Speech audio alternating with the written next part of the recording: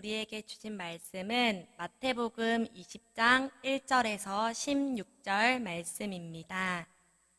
제가 봉독해 드리겠습니다. 천국은 마치 품꾼을 얻어 포도원에 들여보내려고 이른 아침에 나간 집 주인과 같으니, 그가 하루 한 데나리온씩 품꾼들과 약속하여 포도원에 들여보내고 또 제3시에 나가보니 장터에 놀고 서 있는 사람들이 또 있는지라. 그들에게 이르되 너희도 포도원에 들어가라. 내가 너희에게 상당하게 주리라 하니, 그들이 가고 제6시와 제9시에 또 나가 그와 같이 하고 제11시에도 나가보니 서 있는 사람들이 또 있는지라. 이르되 너희는 어찌하여 종일토록 놀고 여기 서 있느냐. 이르되 우리를 품꾼으로 쓰는 이가 없음이니이다. 이르되 너희도 포도원에 들어가라 하니라. 저물매 포도원 주인이 청지기에게 이르되 품꾼들을 불러 나중 온 자로부터 시작하여 먼저 온 자까지 삭을 주라 하니, 제11시에 온 자들이 와서 한 데나리온씩 받거늘 먼저 온 자들이 와서 더 받을 줄 알았더니 그들도 한 데나리온씩 받은지라. 받은 후 집 주인을 원망하여 이르되 나중 온 이 사람들은 1시간밖에 일하지 아니하였거늘 그들을 종일 수고하며 더위를 견딘 우리와 같게 하였나이다. 주인이 그 중에 한 사람에게 대답하여 이르되 친구여, 내가 내게 잘못한 것이 없노라. 내가 나와 한 데나리온의 약속을 하지 아니하였느냐. 내 것이나 가지고 가라. 나중 온 이 사람에게 너와 같이 주는 것이 내 뜻이니라. 내 것을 가지고 내 뜻대로 할 것이 아니냐. 내가 선함으로 내가 악하게 보느냐. 이와 같이 나중된 자로서 먼저 되고 먼저 된 자로서 나중되리라. 아멘.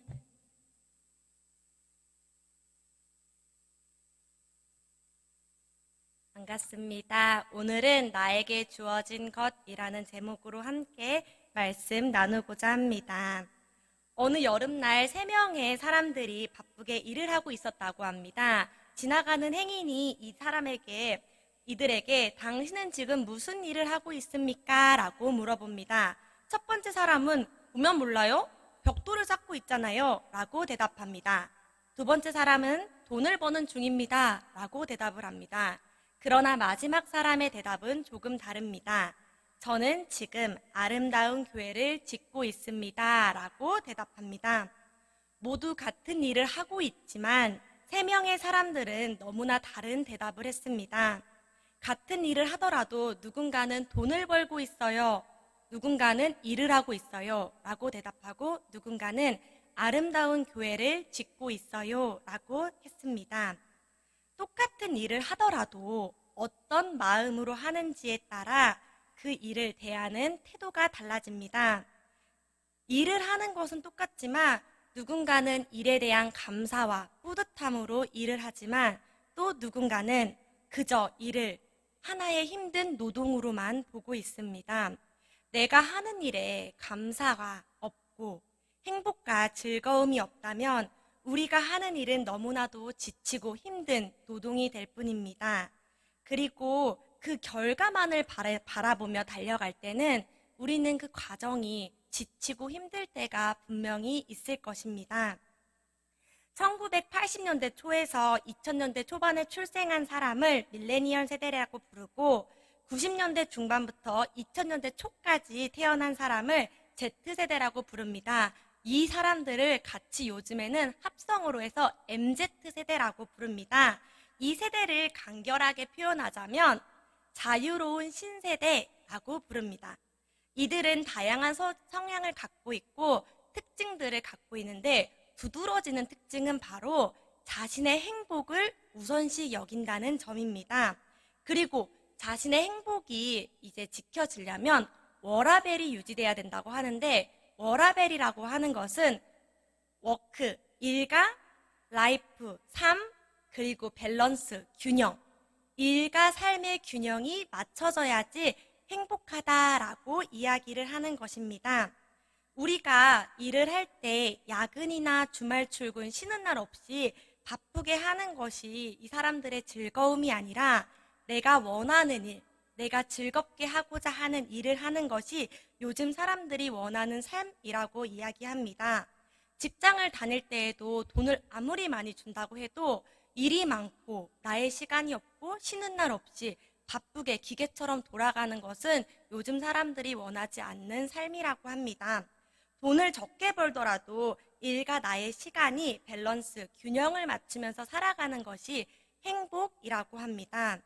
자신의 삶에 그렇게 만족하게 된다면 그 안에서 행복과 감사는 당연히 생기는 것이며 즐거움으로 나의 삶이 가득하게 될 것입니다. 또한 나의 삶이 행복하다면 다른 삶과 비교하거나 나를 낮게 보거나 나의 삶이 불행하다고 생각하는 경우도 없을 것입니다. 돈을 많이 벌진 않지만 일을 할 수 있다는 것에 대한 감사함, 나도 직장을 다닌다, 직업이 있다고 하는 행복함, 그리고 무언가 할 수 있다는 뿌듯함, 이런 것들로 나의 삶이 가득 채워질 것입니다. 그러면서 오늘의 본문을 살펴보고자 합니다. 오늘의 본문은 우리가 알고 있는 포도원 품꾼의 비유 이야기입니다. 본문의 1절의 시작은 천국은 마치 품꾼을 얻어 포도원에 들여보내려고 이른 아침에 나간 집 주인과 같으니 라고 합니다. 천국은 마치 뭐뭐와 같다라는 이야기를 하며 예수님이 제자들에게 이 비유의 말씀을 전하고 있습니다. 그리고 포도원 일꾼들에 대한 이야기, 비유의 말씀으로 이제 말씀을 시작하고 계십니다. 2절과 3절은 그가 하루 한 데나리온씩 품꾼들과 약속하여 포도원에 들여보내고 또 제3시에 나가보니 장터에 놀고 서 있는 사람들이 또 있는지라 라고 합니다. 주인은 포도원에 일을 하고 있는 사람들에게 한 데나리온씩 준다고 이야기를 하고 제3시 오전 9시에 나가보니까 놀고 있는 사람들이 있어 그 사람들도 불러서 일을 시킵니다. 그들도 이제 4절에서 그들에게 이르되 너희도 포도원에 들어가라. 내가 너희에게 상당하게 주리라 하니 그들이 가고, 여기서 상당하게라는 말은 사람을 참 설레게 합니다. 일을 시키고 나에게 상당하게 준다고 하면 사람의 마음에는, 나의 마음에는 나도 모르게 설렘이 생깁니다. 그러면서 기대의 마음이 생길 것입니다. 그렇게 일을 합니다. 그리고 주인은 또 일을 할 수 있는 사람을 찾으러 장터에 나갑니다. 5절에 제6시와 제9시에 또 나가 그와 같이 하고 라고 합니다. 제6시는 낮 12시고 제9시는 오후 3시를 말합니다. 주인은 계속해서 일을 할 사람을 찾고 있습니다. 그리고 제11시 오후 5시에도 나가보니까 장터에는 아직도 일을 하지 않고 있는 사람들이 있습니다. 주인은 이들에게 물어봅니다. 제11시에도 나가보니 서 있는 사람들이 또 있는지라 이르되 너희는 어찌하여 종일토록 놀고 여기에 있느냐라고 물어봅니다. 그들이 대답하기를 이르되 우리를 품꾼으로 쓰는 이가 없음이니이다. 이르되 너희도 포도원에 들어가라 하니라 라고 합니다. 오후 5시가 되도록 사람들이 일을 하지 못하고 있습니다. 근데 아마도 이 5시까지 일을 하지 못하는 사람들에게는 각자의 사정이 있을 것입니다. 일할 사람을 찾는 장터에서 아침부터 나가서 일을 하려고 기다리고 있는데 아직도 장터에 남아있다는 것은 무슨 의미일까요? 아마도 일찍 일을 하고 있던 사람들과는 조금 다른 사정이 있지 않았을까 싶습니다. 우리가 마트에 가서도 장을 볼 때 야채나 과일을 고를 때도 좋은 거, 튼튼해 보이는 거, 맛있어 보이는 것을 고르려고 합니다. 아마 이런 것들을 고르려고 하는 게 당연한 사람의 심리일지 모릅니다. 사람을 과일에 비교하려고 하는 것은 아니지만 아마도 이렇게 선택하고 고르는 과정이 우리는 누구든지 튼튼한 거, 좋은 거, 맛있어 보이는 것을 사고자 하는 심리가 비슷하지 않을까 싶습니다. 일을 하려고 하는 일꾼들도 마찬가지일 것입니다. 남아있는 사람들은 주인에게 선택되지 않은 사람들이었습니다. 이 사람들에게는 우리가 모르는 각자의 사정이 있을 것입니다. 몸이 불편하거나 질병이 있거나 장애가 있거나 너무 말라가지고 힘을 쓰지 못해 보이거나 나이가 많아 늙었거나 등의 각자의 사정이 있을 것입니다. 이 사람들은 우리가 부르는 약자들인 것입니다. 아침부터 와서 장터에서 일을 하려고 기다리고 있는데 그들은 일을 하지 못했습니다. 왜냐하면 주인에게 선택받지 못했기 때문입니다. 그러나 포도원 주인은 이렇게 남은 이들도 데리고 가서 일을 시킵니다. 이들의 마음에 얼마나 많은 감사와 기쁨이 넘쳤을까요? 오늘은 일을 하지 못하고 그냥 빈손으로 집으로 돌아갈 뻔했는데 일을 하면 조금이라도 돈을 가지고 갈 수 있겠다 라는 생각에 기쁨과 감사가 있었을 것입니다. 그리고 나는 일을 못했을 텐데 나는 뭔가 남들이 봤을 때 약한 사람이었을 텐데 일을 할 수 있어? 나도 아직은 쓸모가 있구나, 필요로 하는 존재구나 라는 생각에 행복감이 가득 찼을 것입니다.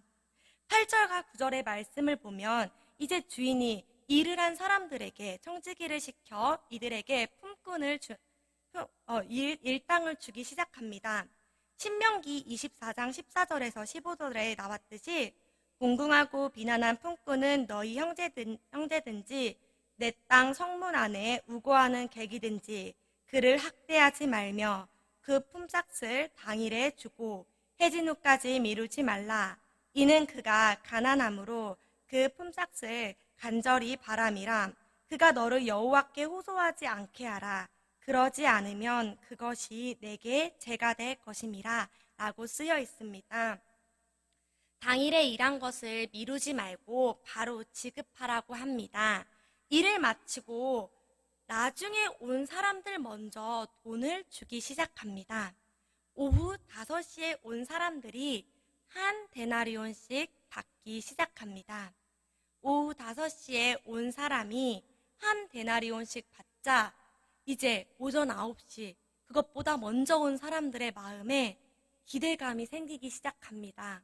왜냐하면 오후 5시에 와서 나보다 일을 덜 했는데 한 데나리온씩 받으니까 당연히 나는 그것보다 많이 받겠다라는 생각이 들 것입니다.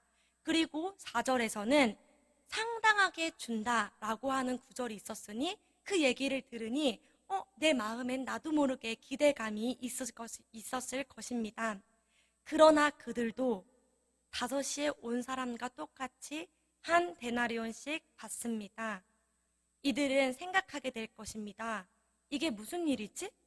라는 마음에 당혹감과 당황과 어리둥절한 마음이 생겼을 것입니다. 근데 이 감정이 이렇게 끝나는 것이 아니라 점차 원망과 화로 변해갑니다. 그들의 마음에는 원망이 생겼습니다. 기대라는 기대는 다 하고 설렘이란 설렘은 다 가졌는데 1시간밖에 일하지 않은 저 사람들이랑 나를 똑같은 돈을 준단 말이야? 라는 생각에 화가 났을 것입니다. 그러나 만약에 오후 5시에 온 사람이 한 데나리온씩 받는 것을 보지 못했다면 어땠을까요? 아마도 이 사람들은 원망이나 화가 생기지 않았을 것입니다. 왜냐하면 나는 일을 했고 그것에 대한 대가를 받았기 때문입니다. 내가 일하고 그만큼의 대가를 받았으니 화가 나는 것이 아니라 오히려 감사함이나 기쁨이 있었을 것입니다. 그러나 다른 사람들 것을 보고 나니까 비교를 하고 나니까 화가 나기 시작합니다. 원망이 생기기 시작합니다. 나에게 주어진 것을 봤을 때는 이것만 보면 너무 감사한 일인데 이것만 보는 게 아니라 다른 사람의 것을 보니까 마음에 화가 생깁니다. 그러면서 비교를 하면서 왜 나 이거밖에 못 받았지? 나는 왜 이거밖에 누리지 못했지? 라는 생각으로 가득 차게 됩니다. 이 비교는 내가 누리던 감사까지 없어지게 만들며 불평과 불만으로 바뀌게 만듭니다. 우리 삶을 돌아보면 우리도 비교를 했던 순간도 있을 것입니다. 그러면 그때의 감정을 생각해 보면 어떤 마음인지 알 거라고 생각합니다. 12절에서 나중 온 이 사람들은 1시간밖에 일하지 아니하였거늘 그들을 종일 수고하고 더위를 견딘 우리와 같게 하였나이다 라고 쓰여 있습니다. 어떻게 종일 일한 나랑 1시간밖에 일하지 않은 저 사람을 똑같이 돈을 줄 수 있습니까? 라고 합니다. 이들은 이해를 할 수 없습니다. 그래서 주인에게 따지기 시작합니다. 우리가 인간적인 계산을 했을 때는 이 계산법은 맞지 않습니다. 일한 만큼 돈을 주어야 되는데 나는 정말 많은 시간을 일했는데 한 데나리온을 받고 저 사람은 1시간밖에 일을 안 했는데 똑같이 한 데나리온을 받고 이건 인간적인 생각으로 인간적인 계산법으로는 맞지 않습니다. 그러나 하나님의 계산법은 인간의 계산법과는 조금 다릅니다. 주인은 13절의 대답으로 그에게 대답을 합니다. 주인이 그중 한 사람에게 대답하여 이르되 친구여 내가 내게 잘못한 것이 없노라 내가 나와 한 데나리온의 약속을 하지 아니하였느냐. 주인은 처음부터 한 데나리온을 주기로 약속했는데 왜 나를 원망하고 나한테 따지니? 라고 물어봅니다. 그리고 주인은 14절에서 나중 온 이 사람에게 너와 같이 주는 것이 내 뜻이니라 라고 합니다. 나중 온 사람이든 일찍 온 사람이든 차별하지 않고 똑같이 대하는 것이 나의 뜻이다. 주인의 뜻이다 라고 합니다. 그리고 주인은 이와 같이 나중된 자로서 먼저 되고 먼저 된 자로서 나중 되리라 라고 하며 비유의 말씀을 마무리합니다.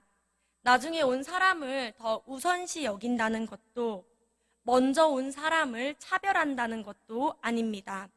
나중에 온 사람들에게 먼저 온 사람들과 똑같은 기회를 주고 차별 없이 대하는 것이다 라고 이야기를 하고 있습니다. 이 본문은 1절에서 말한 것과 같이 천국 비유에 대한 말씀입니다. 약한 사람이든 강한 사람이든 건강한 사람이든 아픈 사람이든 돈이 많든 적든 모두를 차별하지 않고 대하는 것이 바로 하나님의 모습이며 하나님의 부름에 응답하고 따르는 자들의 모습이 나타납니다. 하나님은 모두에게 똑같이 기회를 주시고 모두를 사랑하시는 분입니다. 그리고 하나님의 나라는 누구든지 갈 수 있다고 말하고 있습니다. 하나님은 항상 우리를 차별 없이 부르고 계십니다. 하나님의 부르심은 우리를 일찍 부르실 수도 있고 늦게 부르실 수도 있습니다. 그러나 우리는 그 부름에 응답할 것인지 안 할 것인지 그것이 우리의 태도입니다. 그 태도는 바로 감사입니다. 그리고 어떤 일들이 나에게 주어지든지 우리는 그 주어진 일을 책임을 다하고 감사하며 행동해야 하는 것입니다. 하나님의 나라가 이 땅에서도 이루어지기 위해서는 우리에게 주어진 일에 최선을 다하고 책임을 다해야 한다는 것을 그리고 그 일에는 감사가 빠질 수 없다는 것을 우리는 잊지 말아야 합니다. 그리고 그 안에서 행복을 찾으시길 바랍니다. 감사와 행복은 따로 분리할 수 없습니다. 감사한 삶에는 항상 행복이 따르기 마련입니다. 내가 하는 일에 감사와 행복이 없다면 그 일은 의미가 없습니다. 분명 처음에는 감사가 있었을 수도 있고 감사가 있었지만 다른 이들의 삶을 보고 다른 이들의 모습을 보고 비교를 시작하게 되면 우리가 누리던 그 감사는 금방 사라지게 됩니다. 그리고 행복도 함께 사라지게 됩니다. 어떤 한 드라마에서 조카와 삼촌의 대화가 나옵니다. 조카가 삼촌에게 삼촌, 나 오늘 받아쓰기 70점 맞았어. 라고 얘기합니다. 삼촌이 잘했네. 다음에는 100점 맞도록 해. 라고 합니다. 그러자 조카가 아니야, 괜찮아. 받아쓰기 안 중요해. 라고 합니다. 삼촌이 다시 되물어 봅니다. 그럼 뭐가 중요한데? 라고 물어보자 조카는 100점 맞은 애보다 행복하게 살면 돼. 라고 대답합니다. 아이들도 아는 것입니다. 어떤 것보다 내가 받아쓰기 100점 맞는 거, 돈을 많이 버는 거, 행복하게 사는 거, 그것보다 중요한 것은 바로 행복하게 사는 것이 더 중요하다는 것을 나의 삶에서도 행복과 그 감사를 잊지 않길 바랍니다. 행복을 누리기 위해서는 감사를 잊지 말아야 하며 감사의 삶에는 주어진 것에 최선을 다하고 매 순간 매 순간에 감사하며 살아가는 것입니다. 이 땅에서 살아가는 동안에 천국과 같은 삶을 누리기 위해서 어떻게 해야 할지 고민하고 묵상하며 나아가는 저와 여러분이 되길 간절히 바랍니다. 감사가 넘치는 삶을 살며 매일을 행복을 고백할 것인지 아니면 다른 사람들의 삶의 모습을 보고 다른 사람들의 모습만을 보면서 비교를 하며 불평과 불만으로 채워가는 삶을 살아갈지 우리는 잘 알 거라고 생각합니다. 다 함께 오늘의 말씀 기억하며 묵상으로 함께 기도하겠습니다.